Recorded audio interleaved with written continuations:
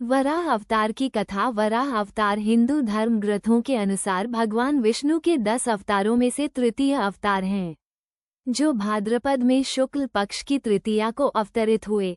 आइए जानते हैं वराह अवतार की महागाथा को विस्तार से।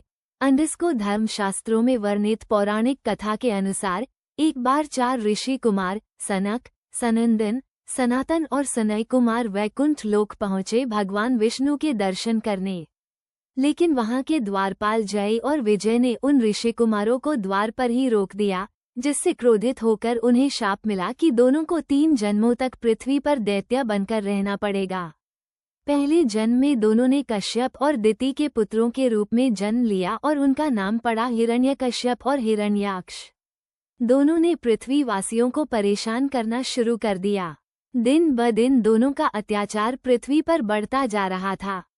हिरण्याक्ष ने यज्ञ आदि कर्म करने पर भी लोगों को प्रताड़ित करना शुरू कर दिया था। हिरण्याक्ष और हिरण्यकशिपु ने जब दिति के गर्भ से जुड़वा रूप में जन्म लिया तो पृथ्वी कांप उठी।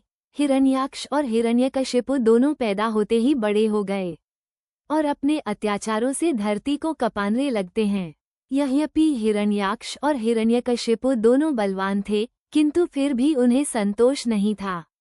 वे संसार में अजेयता और अमरता प्राप्त करना चाहते थे। हिरण्याक्ष और हिरण्यकशिपु दोनों ने ब्रह्मा जी को प्रसन्न करने के लिए बहुत बड़ा तप किया। उनके तप से ब्रह्मा जी प्रसन्न हुए। ब्रह्मा जी से वरदान पाकर हिरण्याक्ष उद्दंड और स्वेच्छाचारी बन गया। वो तीनों लोकों में अपने को सर्वश्रेष्ठ मानने लगा।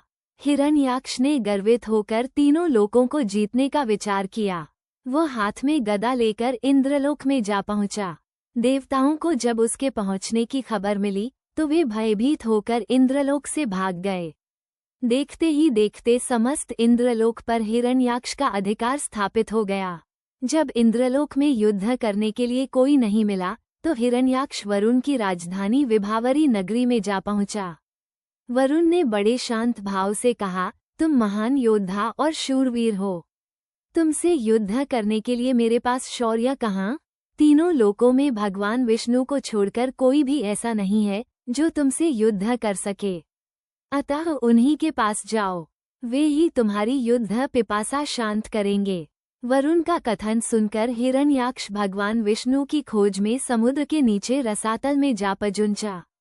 रसातल में पहुंचकर उसने एक विस्मयजनक दृश्य देखा। उसने देखा, एक वराह अपने दांतों के ऊपर धरती को उठाए हुए चला जा रहा है।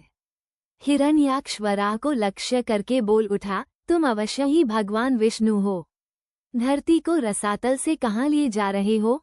ये धरती तो दैत्यों के उपभोग की वस्तु है, इसे रख दो। तुम अनेक बार देवताओं के कल्याण के लिए दैत्यों को छल चुके हो, आज तुम मुझे छल नहीं सकोगे। फिर भी भगवान विष्णु शांत ही रहे। उनके मन में किंचित मात्र भी क्रोध पैदा नहीं हुआ। वे वराह के रूप में अपने दांतों पर धरती को लिए हुए आगे बढ़ते रहे। हिरण्याक्ष भगवान वराह रूपी विष्णु के पीछे लग गया। उन्होंने रसातल से बाहर निकलकर धरती को अंतरिक्ष में स्थापित कर दिया। हिरण्याक्ष उनके पीछे लगा हुआ था, अपने वचन बाणों से उनके हृदय को बे रहा था। भगवान विष्णु ने धरती को स्थापित करने के पश्चात हिरण्याक्ष की ओर ध्यान दिया। उन्होंने हिरण्याक्ष की ओर देखते हुए कहा, तुम तो बड़े बलवान हो।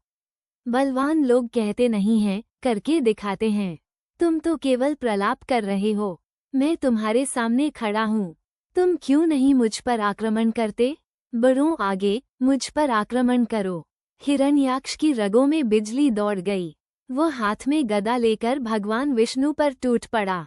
भगवान के हाथों में कोई अस्त्र शस्त्र नहीं था। उन्होंने दूसरे ही क्षण हिरण्याक्ष के हाथ से गदा छीनकर दूर फेंक दी। हिरण्याक्ष क्रोध से उन्मत्त हो उठा। वो हाथ में त्रिशूल लेकर भगवान विष्णु की ओर झपटा। भगवान विष्णु ने शीघ्र ही सुदर्शन का आह्वान किया। चक्र उनके हाथों में आ गया। उन्होंने अपने चक्र से हिरण्याक्ष के टुकड़े टुकड़े कर दिए। देवता और ऋषिगण भगवान वराह की स्तुति करने लगे। इस प्रकार समाप्त होती है महाबली वराह भगवान की दिव्य, लंबी और अद्भुत कथा। दोस्तों, आपको ये कथा कैसी लगी? कृपया कमेंट करके जरूर बताएं। अगर वीडियो पसंद आया हो तो लाइक करें और अपने दोस्तों के साथ शेयर करें। ऐसे ही और भी रोचक और आध्यात्मिक वीडियो के लिए चैनल को सब्सक्राइब करें, साथ ही बेल आइकन को प्रेस करें और ऑल पर क्लिक करें। कमेंट बॉक्स में जय श्री हरि विष्णु और जय लक्ष्मी माता लिखना न भूलें। फिर मिलते हैं एक और भक्तिपूर्ण वीडियो के साथ। धन्यवाद। जय श्री कृष्णा।